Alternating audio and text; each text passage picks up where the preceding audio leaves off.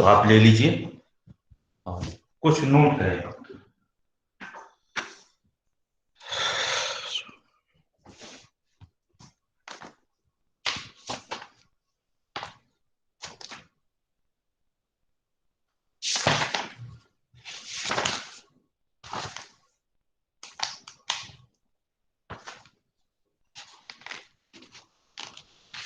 आप लोगों में से किसके पास उपलब्ध है शुक्ल जी का इतिहास, जहां जहां भी आप लोग हैं? जी सर है। है ना? रूबी आपके पास है? जी सर। हाँ। जी सर मेरे पास है। तो ये काम करिए रूबी, आ, जी सर। ये शुक्ल जी के इतिहास में जो जायसी वाला हिस्सा है उसका फोटो लेके आप सबको शेयर कर सकते हैं जिनके पास इतिहास नहीं है अभी।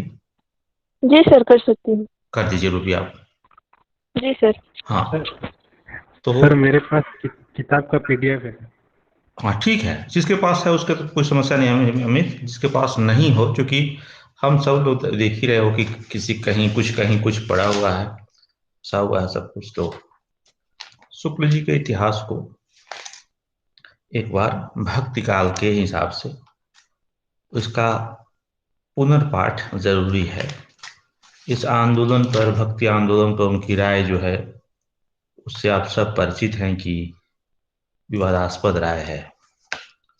उसे बहुत लोग इत्तेफाक नहीं रखते। और लेकिन जाहिर है कि शुक्ल जी को समझे बगैर उसके आगे बात नहीं हो पाती है। तो पहले इनको थोड़ा समझना पड़ेगा आंदोलन पर और बाकी कवियों पर। मान लो जो इनकी त्रिवेणी है शुक्ल जी की, उसमें जयसी हैं, तुलसी हैं और उसके पहले सूरदास है। सूरदास, जयसी और तुलसीदास की त्रिवेणी है। कबीर को लेकर इनके मन में जो संशय था उसका एक बहुत बड़ा कारण यह था कि वे उनकी कविता में उसी तरह की सांप्रदायिकता देखते थे जिस तरह की सांप्रदायिकता सिद्धोनाथों के यहाँ उन्होंने देखी थी। और जाहिर है कि सिद्धोनाथों को अगर हिंदी साहित्य के इतिहास से बाहर का रास्ता दिखाया तो कबीर को किस तरह से वे सह पाते। फिर भी जब हम बात करेंगे और लोगों की तो उस हिसाब से बात करेंगे। आज हम जायसी के बारे में जो शुक्ल जी की राय है वो दो जगह है। एक तो जायसी ग्रंथावली की जो भूमिका लिखी उन्होंने उसमें है, और एक इतिहास में।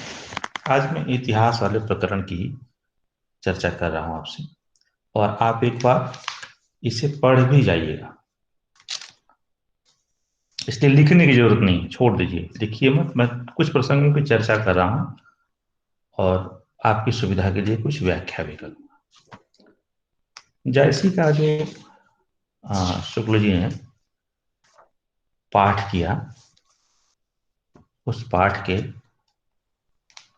आ, कई मायने हैं। एक तो ये है कि जायसी के पास वे कई कारणों से गए। एक बड़ा कारण तो यह था कि जो थियरी उनके मन में चल रही थी, जो सिद्धांत चल रहा था कि ये भक्ति आंदोलन जो आया है वो इस्लाम की प्रतिक्रिया स्वरूप आया है। और उसको लेकर जो कई तरह के उनके मन में पूर्वाग्रह थे, उन पूर्वाग्रहों को भी जब वे खुद व्याख्यायित करने की स्थिति में नहीं रहे तो उन्होंने एक रास्ता चुना, और वह रास्ता जायसी की कविताओं के माध्यम से सूफी काव्य परंपरा के पास जाता था। और आप सब जानते हैं कि भारत के सांस्कृतिक इतिहास में सूफी कविता का एक ऐसा रूप हमारे पास है, एक ऐसी उपलब्धि है सूफी कविता जो कई तरह से, कई कारणों से विचारा नहीं है। और चूंकि पद्मावत का कुछ हिस्सा मैं आपके साथ पढ़ चुका हूं, इसलिए आप अब यह समझने की स्थिति में हैं कि जो इस्लाम भारत में आया, वह जिस एक धार्मिक दर्शन के रूप में आया, जिस जीवन दर्शन के रूप में आया, और जाहिर है कि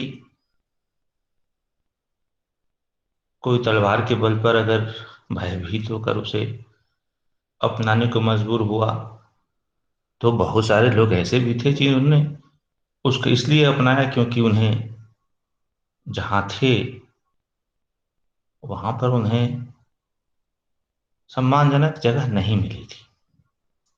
वो सम्मान की लालसा में भी वहां गए, और इनकी संख्या ठीक ठाक थी।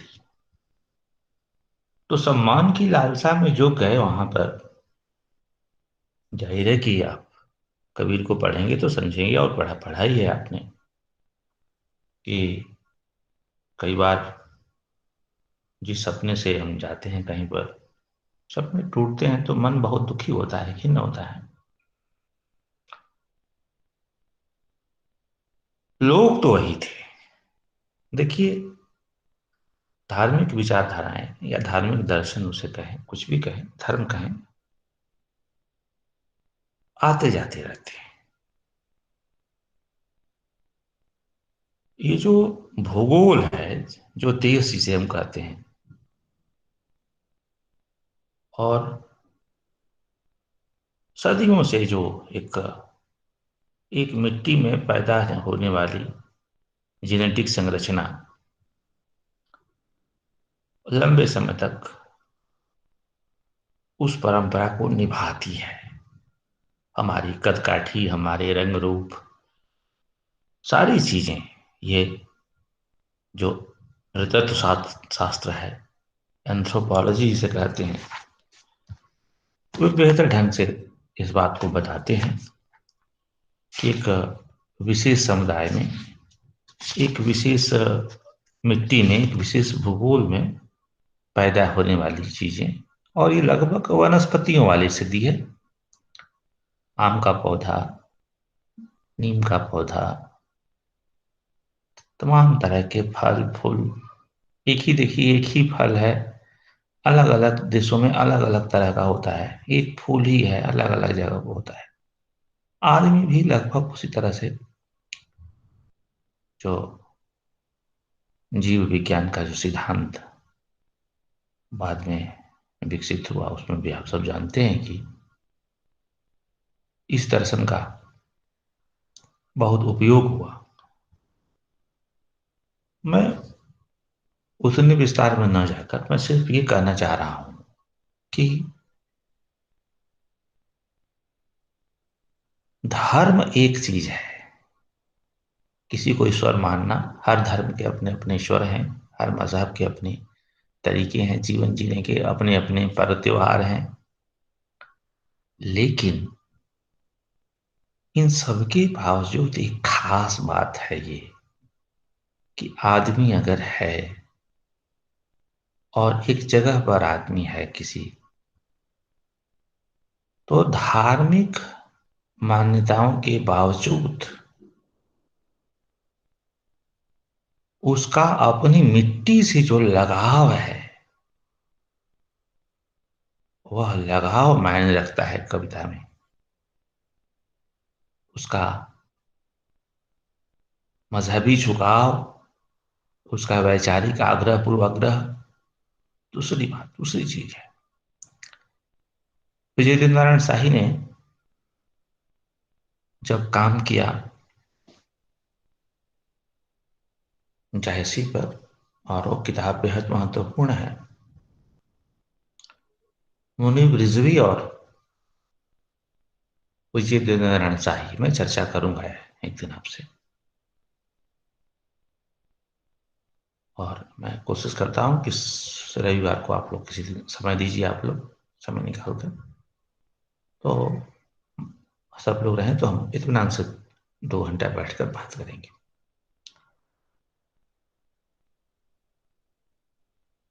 तो शाही जी ने यही कहा कि पहले विधिवत कवि हैं जयसी, विधिवत कवि, हिंदी का पहला विधिवत कवि बताया है। अब आप समझ सकते हैं विधिवत कवि मतलब पूरी तैयारी के साथ।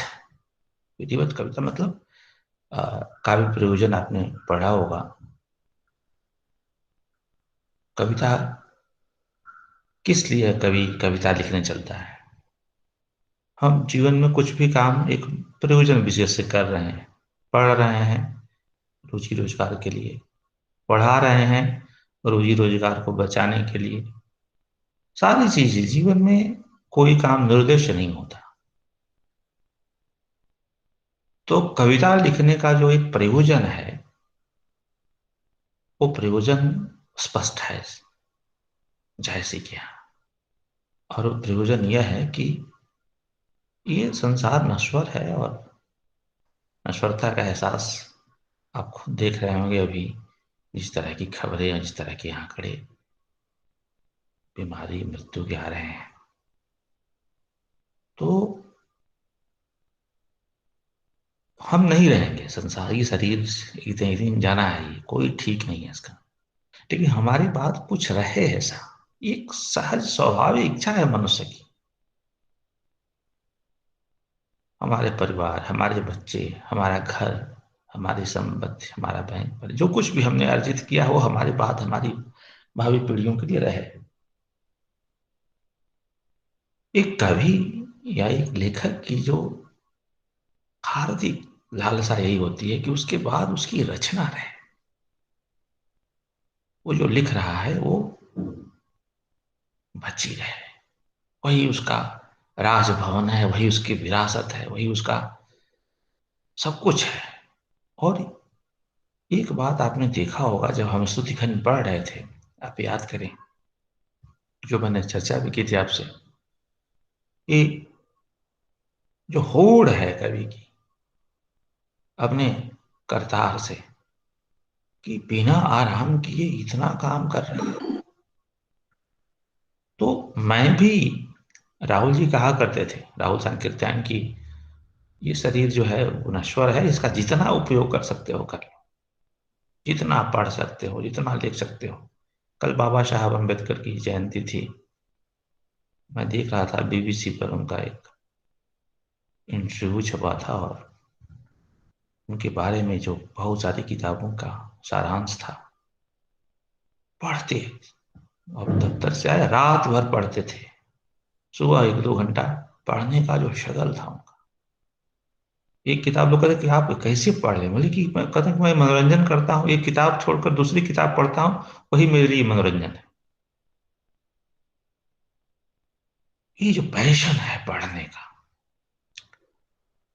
तो पढ़ने का पैशन दुनिया को समझने, दुनिया को बदलने के लिए दुनिया को समझना होगा। जो व्यवस्था चल रही है उस व्यवस्था में कोई भी हस्तक्षेप उसे समझे बगैर नहीं हो सकता। तो समझने की जो कोशिश है, जो जिद है, ये महापुरुषों के पास होती है। जैसी क्या वो तैयारी है, और तैयारी यही है कि पहले मैं अपने करतार के काम को समझ रहा हूं, जिसने इस दुनिया को बनाया है।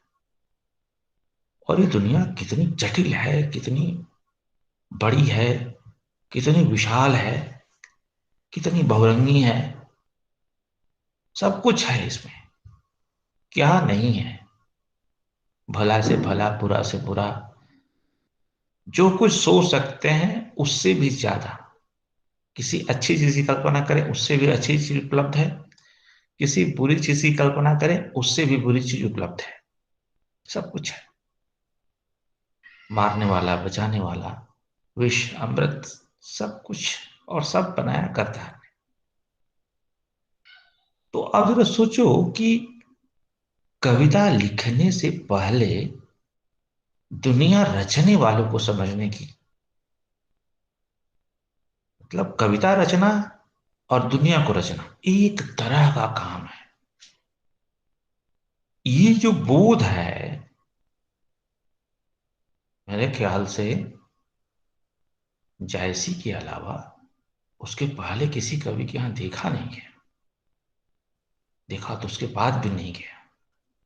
इसलिए जायसी को पढ़ते समय, जायसी पर विचार करते समय, ये जो साहित्य की पंक्तियां हैं कि जायसी हिंदी के पहले विधिवत कवि हैं, उस पर आप जरूर गौर फरमाइए और बातें करेंगे।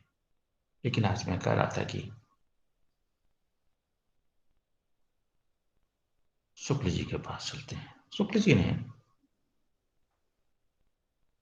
जब जायसी पर विचार किया तो मैंने आपसे कहा कि एक तो अपनी जो एक उनकी जो मान्यता थी भक्ति आंदोलन के बारे में, जिसकी बाद में लोगों ने धज्जियां उड़ाई, और आप सब जानते हैं कि हजारी प्रसाद द्विवेदी पहले आलोचक थे जिन्होंने शुक्ल जी की मान्यताओं का खंडन किया।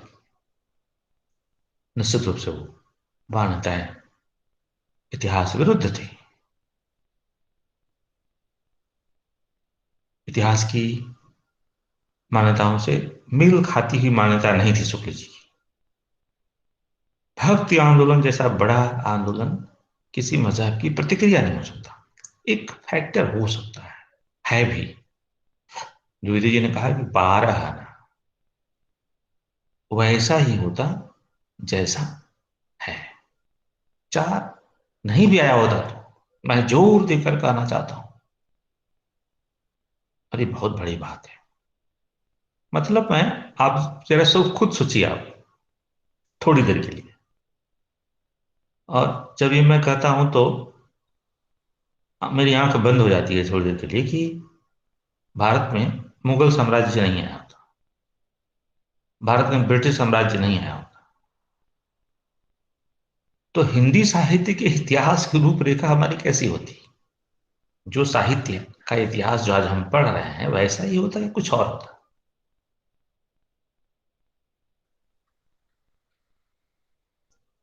ये काल्पनिक प्रश्न है। इतिहास में कल्पना का प्रवेश वर्जित है, कल्पना से इतिहास नहीं लिखा जाता। लेकिन साहित्य का विद्यार्थी तो थोड़ी देर के लिए कल्पना कर ही सकता है। हम मान लो कि एक ऐसे कबीर की कल्पना करें, एक ऐसे तुलसीदास की कल्पना करें, एक ऐसे जायसी की कल्पना करें जो ऐसे देश में थे जहां पर बाहर से कोई धर्म नहीं आया था। जैसा धर्म भारत में चल रहा था, हिंदू धर्म या सनातन या जो भी शैव वैष्णव वगैरह जो भी कहूँ, वैसे ही था। तो उनकी कविता पर क्या फर्क पड़ता? ये विचारणीय प्रश्न है, और जाहिर है कि इसका कोई भी जवाब बहुत विवादास्पद होगा। लेकिन जो मैं आपसे कह रहा था कि इतिहास में कल्पना की गुंजाइश नहीं होती, शुक्ल जी जब जायसी पर बात कर रहे हैं तो पहले वे कबीर को सामने खड़ा करते हैं। उसी कबीर को, जिस कबीर को समझने में उन्हें लंबा समय लगा, और इस लंबे समय का कारण भी दरअसल उनका अपना युगबोध था। और उस युगबोध से भी ज्यादा वह परियोजना थी जिसके तहत वे काम कर रहे थे, इतिहास लेखन की, डॉक्टर श्याम सुंदर दास की परियोजना। और डॉक्टर श्याम सुंदर दास ने कबीर पर किताब तैयार की थी, ग्रंथावली लिखी थी, भूमिका लिखी थी। वो बहुत महत्वपूर्ण काम था। उस ग्रंथावली की भूमिका में डॉक्टर श्याम सुंदर दास ने ये कह दिया कि कबीर दास पढ़े लिखे नहीं थे। हालांकि श्याम सुंदर दास जी बीए थे, उन्होंने खुद लिखा है, श्याम सुंदर दास बीए। श्याम सुंदर दास की जो भी किताब आप देखेंगे तो उसमें डिग्री बीए है, जो आप सब लोग कर चुके हैं। आप लोगों में से कोई ऐसा नहीं है जिसके पास बीए की डिग्री नहीं है। बीए की डिग्री नहीं होती एमए में कैसे आते? तो श्याम सुंदर दास बीए थे और काशी हिंदू विश्वविद्यालय में आचार्य थे। अब दरअसल वह समय दूसरा था और तकनीकी कारण बाधा कम बनते थे। उसी तरह से जैसे शुक्ल जी इंटरमीडिएट फेल थे, ड्राइंग के मास्टर। तो अब जरा उस परियोजना की कल्पना करें, उस विश्वविद्यालय के उस विभाग की परिकल्पना करें जिसमें हेड श्याम सुंदर दास थे बीए, और उनके सहायक आचार्य जो बाद में हेड बने Ramchandra Shukla, matric intermediate fail. अच्छा, मुझे ताज्जुब होता है और आपको भी होगा कि डिग्री अगर ज्ञान का आधार है तो उस जमाने में भी पीएचडी हुआ करती थी। पीएचडी उस जमाने में ऐसा था कि नहीं थी, एमए हुआ करता था। ये दोनों जहां महानुभाव न एमए थे न पीएचडी थे। एक आदमी तो इंटरमीडिएट और बीए भी नहीं था। तो कायदे से इन महानुभावों को किसी की पढ़ाई लिखाई के बारे में टिप्पणी करने से बचना चाहिए था।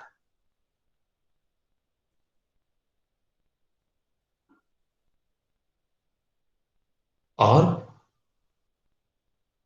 किसी, जब मैं कह रहा हूं और इस किसी में अगर कोई कबीर जैसा कोई किसी है, जिस जमाने में कोई विश्वविद्यालय नहीं था। कबीर तुलसी के जमाने में आप भारत का इतिहास उठाकर देख लें, डिग्री पाने के लिए कौन सा विश्वविद्यालय था भारत जहां पर कबीर जाकर पढ़ते, तुलसीदास पढ़ते, जयसी पढ़ते, नाम लिखवाते? तो डिग्री का मामला तो भक्तियाल के कवियों पर की पढ़ाई लिखाई की डिग्री पर बात करने का कोई आधार मुझे दिखाई नहीं पड़ता। आधार सिर्फ एक ही है और वह है उनकी रचनाएं, उनकी कविताएं कवियों की। उसी के आधार पर ही कोई बात हो सकती है। लेकिन आश्चर्य होता है मुझे कि बीए पास और इंटरमीडिएट फेल लोगों ने, जो अपने समय के मूर्धन्य आचार्य माने जाते थे, उन्होंने कबीर दास की पढ़ाई लिखाई पर सवाल उठाया। और कबीर दास की पढ़ाई लिखाई पर सवाल उठाकर उन्होंने कबीर की कविताओं में कविताई का अभाव भी दिखाया। अब इधर देखिए, एक तो करेला दूसरा नीम चढ़ा जैसे कहा जाए। एक तो आपने उनकी डिग्री पर सवाल उठाया, दूसरा ये कहा कि चूंकि लगता था सिर्फ पढ़ा लिखा आदमी होगा, वो उसके पास छंद का ज्यादा ज्ञान होगा, ज्यादा चीजें, आप बेहतर कविता लिखेगा। तो चूंकि पढ़े लिखे नहीं थे तो कैसे अच्छी कविता लिखते? तो कबीर पर ये जो हमला बोला गया, इसे मैं हमला ही मानता हूं।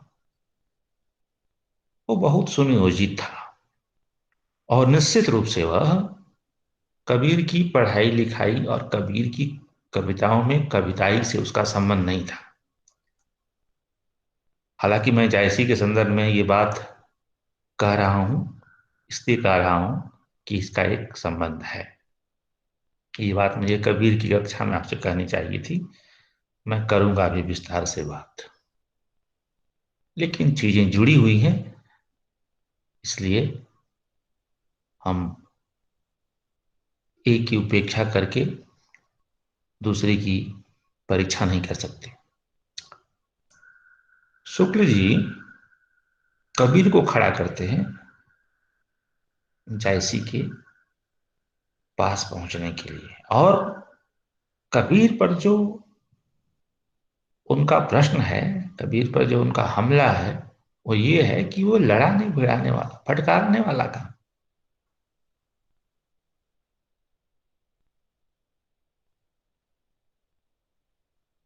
और जायसी क्या कर रहे हैं? जायसी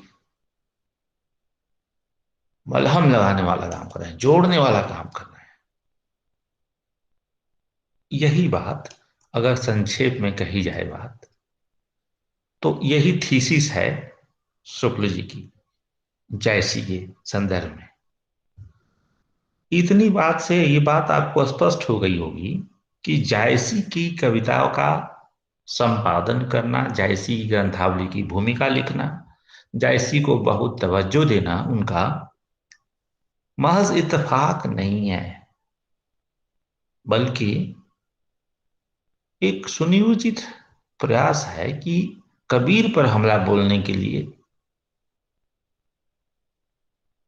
एक ऐसे व्यक्ति को खड़ा किया जाए जो अपने को मुसलमान कहता है। जैसे अपने को कहते हैं हम मुसलमान हो, कबीर कहते हैं कि ना हिंदू हो ना मुसलमान हो।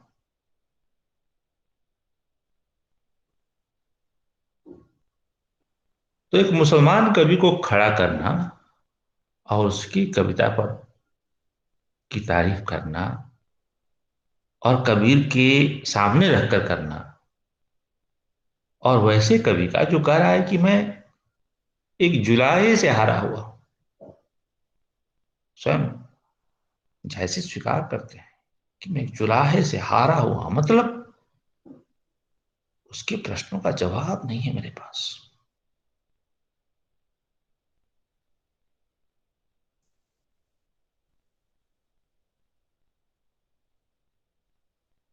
जिस कवि के पास अपने पुरखे कवि के प्रश्नों का जवाब नहीं है, उस कवि को कबीर के जवाब के रूप में खड़ा करना कितना संगत है, इसका निर्णय आप लें।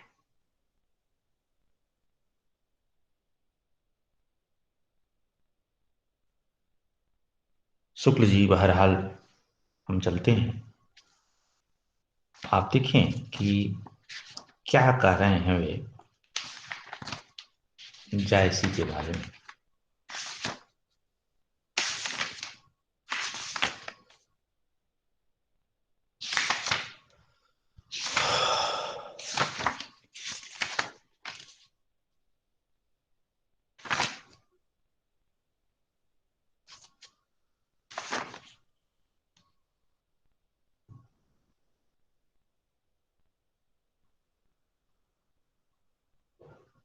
इतिहास से और ग्रंथ मैंने कहा कि दो जगह, पहला वाक्य ही है शुक्ल जी का अपने इतिहास में।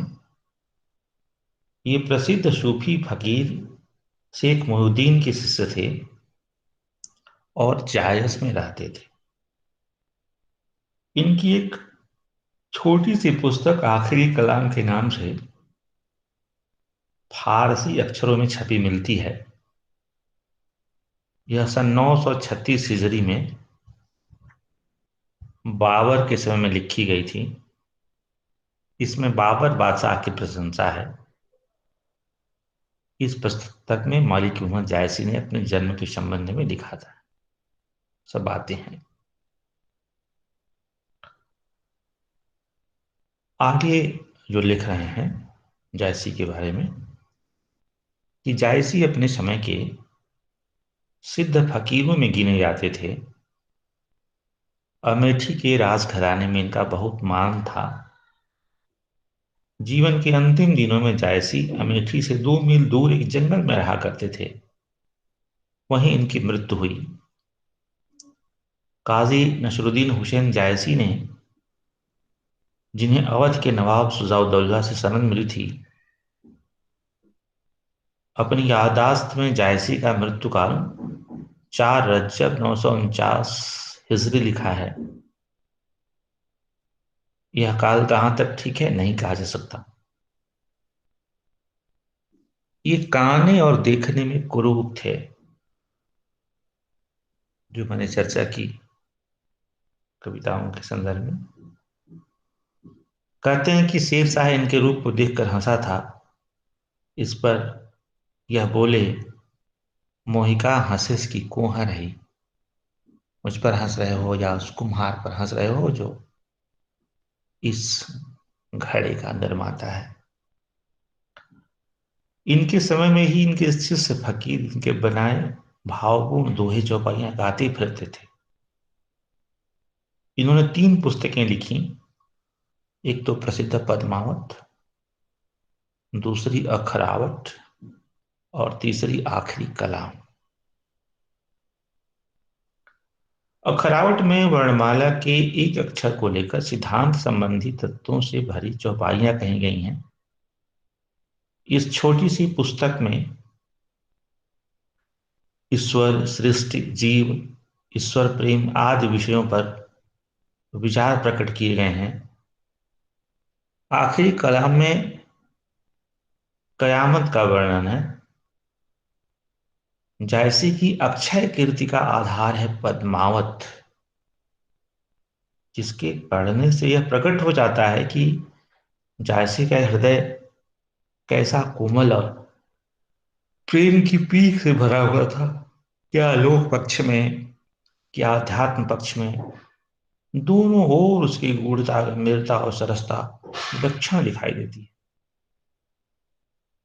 और अगला पैराग्राफ, कबीर ने,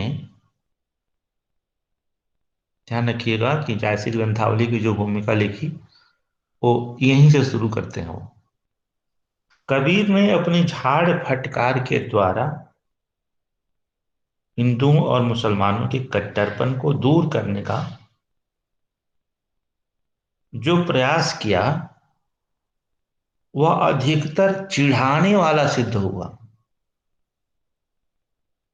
हृदय को स्पर्श करने वाला नहीं। सुनिए बात क्या कह रहे हैं। मनुष्य मनुष्य के बीच जो रागात्मक संबंध है वह उसके द्वारा व्यक्त न हुआ।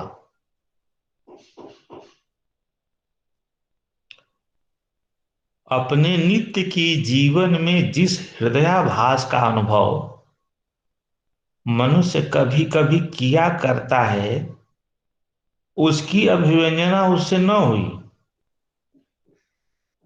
अब ये दूसरा प्रहार। कुतुबन, जायसी आदि इन प्रेम कहानी के कवियों ने प्रेम का शुद्ध मार्ग दिखाते हुए उन सामान्य जीवन दशाओं को सामने रखा जिनका मनुष्य मात्र के हृदय पर एक सा प्रभाव दिखाई पड़ता है। हिंदू हृदय और मुसलमान हृदय आमने सामने करके अजनबीपन मिटाने वालों में इन्हीं का नाम लेना पड़ेगा। कबीरदास चिढ़ाने वाले हो गए और वास्तविक जो प्रयास हुआ हिंदू हृदय मुसलमान हृदय को जोड़ने वाला, वो सूफी कवियों के द्वारा हुआ। शुक्ल जी कह रहे हैं जो बात मैंने आपसे शुरू में ही कही थी कि जायसी पर जो उनका काम है वह एक सुनियोजित जो प्रयास है कबीर पर हमला बोलने के लिए एक दूसरा मंच यहां से खड़ा होकर। उन्होंने मुसलमान होकर हिंदुओं की कहानियां हिंदुओं की ही बोली में पूरी सहृदयता से कहकर उनके जीवन की मर्मस्पर्शिनी अवस्थाओं के साथ अपने उदार हृदय का पूर्ण सामंजस्य दिखा दिया। कबीर ने केवल भिन्न प्रतीत होती हुई परोक्ष सत्ता की एकता का आभास दिया था। प्रत्यक्ष जीवन की एकता का दृश्य सामने रखने की आवश्यकता बनी थी, यह जायसी द्वारा पूरी हुई।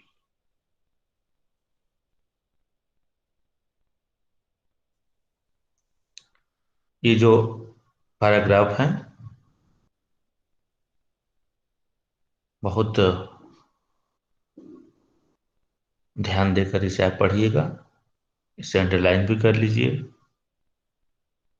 तो भी भेजेंगे आपको, अमित के पास पीडीएफ है, शेयर करके एक बार आप देख लें। और हम जो कविताएं पढ़ते हैं, जो हमारा एकेडमिक प्रयत्न होता है कि कविता भी पढ़ें और साथ साथ उन कविताओं पर गंभीरतापूर्वक काम करने वाले इतिहासकारों और आलोचकों की मान्यताओं का भी मूल्यांकन करें। ये हमारा एक तरह से सहयोगी प्रयास होता है। कविता भी पढ़ेंगे, कविता की आलोचना भी पढ़ेंगे। तो इस सहयोगी प्रयास के रूप में रामचंद्र शुक्ल के इस विचार को आप थोड़ा ठहर कर और थोड़ा समझ कर पढ़ें, और इसलिए भी कि जायसी पर पहला गंभीर काम शुक्ल जी का ही है। इसलिए भी शुक्ल जी को तो पढ़ना ही पड़ेगा।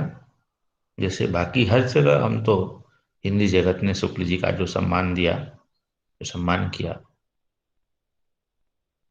वह निश्चित रूप से अतुलनीय है। लेकिन इस सम्मान में आलोचना दृष्टि होनी चाहिए। इतिहास और आलोचना में श्रद्धा भाव नहीं चलता। और बाद में शुक्ल जी ने अपने इतिहास में आप देखेंगे समरी जिसे कहते हैं, सारांश पद्मावत का दिया है। इसे आपको पढ़ लेना चाहिए। पूरा पद्मावत नहीं भी पढ़ेंगे तो इससे एक कथा जो है समझ में आएगी। 2 पंज में, 2 पेज में एक कथा है, जिसे आप जरूर पढ़ लें। एक बात कह के मैं आज की बात खत्म करूंगा, और फिर हम आप जब समय देंगे तो एक अतिरिक्त क्लास में उस दिन इत्मीनान से पद्मावत की जो बाकी बची हुई कविताएं हैं, आखिरी अंश जो बहुत मार्मिक है, उसकी चर्चा करेंगे। और इसी के साथ साथ जो बात मुझे जरूरी लगती है, जो सूफी कविता पर आप देखें कि पक्ष बहुत महत्वपूर्ण है, और वो ये है कि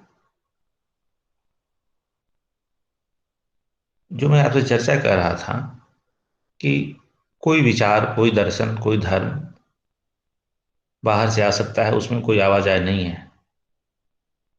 आप देखें कितनी बुरी चीजें बाहर से आई, वायरस आया हुआ है, बाहर से आया है, हम लोग परेशान हैं। अच्छी चीजें भी बाहर से आती हैं, बुरी चीजें भी आती हैं। ये जो आदान प्रदान है, एक्सपोर्ट इंपोर्ट, सिर्फ हमारी मर्जी से नहीं होता, बहुत कुछ हमारी बिना मर्जी के भी होता है। बहुत सारे आक्रमणकारी हमारे मन से नहीं आए, जो साम्राज्यवादी थे, जो हमें गुलाम बनाने वाले, वो सब हमारी अपनी इच्छा से आए। और हम, जाहिर है कि नतमस्तक हुए उनके सामने, लाचार हुए, हम कमजोर थे, हम हारे, पराजित हुए। उन्होंने जो कहा हम मानने को मजबूर हुए। वो राजनीतिक संदर्भ में देखें, धार्मिक संदर्भ में देखें। लेकिन एक बात जो सायसी को पढ़ते हुए महसूस होती है, और आप ध्यान में रखें कि जो अवध की मिट्टी है, जहां जायसी थे और जहां वे पैदा हुए थे, उस मिट्टी पर एक अन्न की तरह, फल की तरह, फूल की तरह, पेड़ की तरह, और जिस मिट्टी में वो मिल गए, उस मिट्टी की खुशबू, मैंने इशारा किया था आपसे कि किस तरह से नागमती के विरह वियोग में, नागमती के दुख में अवध की धरती, अवध का आकाश, अवध के पक्षी, अवध की सब कुछ शामिल है।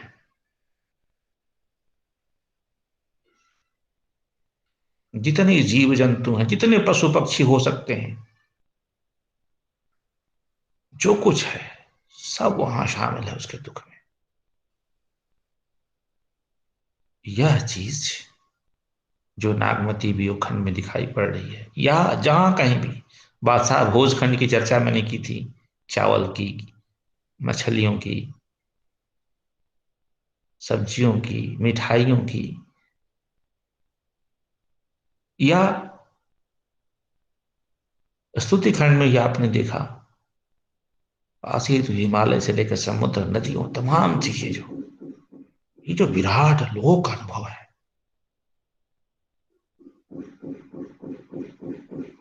इसका संबंध मजहब से नहीं है। इसका संबंध किसी विचारधारा से नहीं है।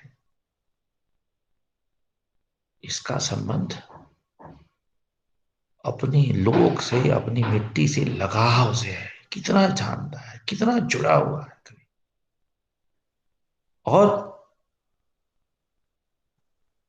जिस तैयारी की बात मैं कर रहा था कि कितनी बेचैनी है उसको, कि हम एक ऐसा सिंथेसिस, एक ऐसा एक गुलदस्ता, एक ऐसी दुनिया बना के छोड़ के जाएं। हो सकता है कि ये चीजें कल ना रहे। संभव है धरती पर बहुत सारी चीजें आने वाले समय में मिट जाएंगी। बहुत फूल चले गए, बहुत पशु चले गए, बहुत पक्षी चले गए, बहुत तरह के विचार चले गए, बहुत तरह की सोच चली गई, सब चले जाएंगे। ये ईश्वर जो बनाता है इस धरती पर, सब नश्वर है, कुछ भी स्थायी नहीं है। धरती ही नहीं रहेगी, धरती भी खत्म हो जाएगी, सब खत्म हो गया। लेकिन ये जो प्रजापति है, कभी दूसरा एक ऐसी रचना छोड़कर जाना चाह रहा है जिसमें करतार की बनाई हुई दुनिया की कुछ चीजें बिल्कुल स्टील कैमरे की तरह जैसे फिक्स हो जाए। बचा कर जाके देखा मैंने, मेरे समय मैंने अपनी जो देखा जो समय, वो तमाम पक्षियों की आवाज, स्त्रियों के दुख, पितृसत्ता की विडंबना, वो राजतंत्र, कोई नहीं रहा, जग रही कहानी। चलेंगे आगे, कविता पढ़ेंगे तो कहा कि दुनिया में कोई कुछ नहीं रहता, सब खत्म हो जाता है।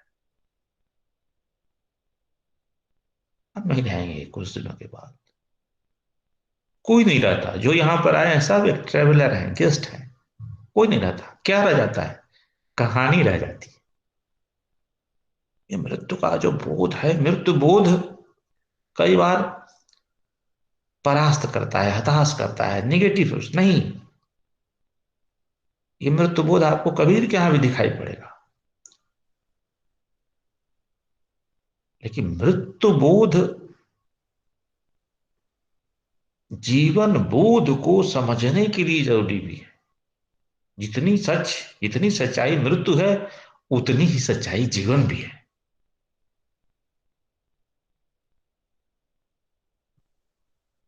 भक्ति कविता समग्र रूप से जीवन की कविता है, मृत्यु की कविता नहीं है।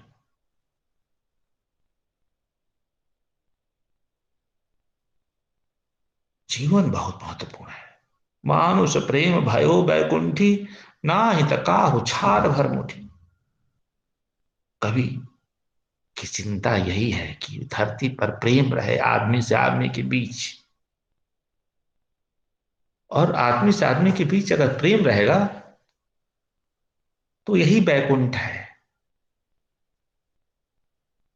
पुरखे ने कहा था कि लोग बैकुंठ बैकुंठ कहते हैं, लेकिन पता नहीं कहां बैकुंठ है।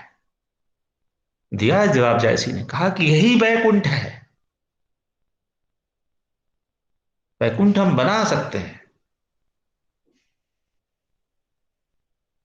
एक दूसरे से प्यार करके, प्रेम करके। एक बहुत बड़े सच को हम झुठला सकते हैं, जिस सच का नाम मृत्यु है। ये राग है जीवन का, जीवन संगीत है। पद्मावत इस जीवन संगीत को समझने की एक सार्थक पहल है, ऐतिहासिक और कालजयी।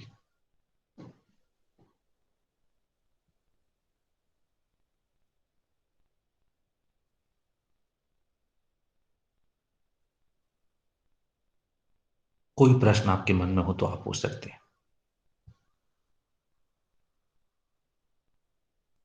जी सर, मेरा एक सवाल है सर।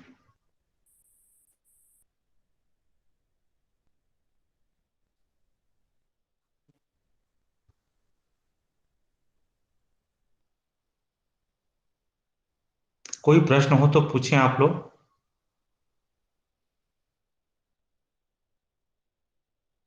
Hello sir.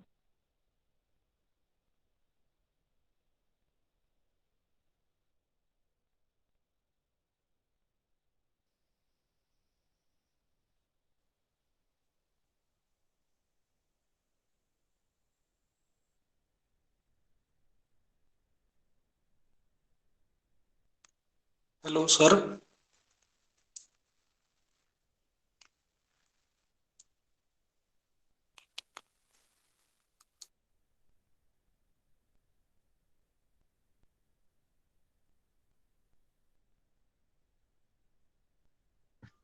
टेक्निकल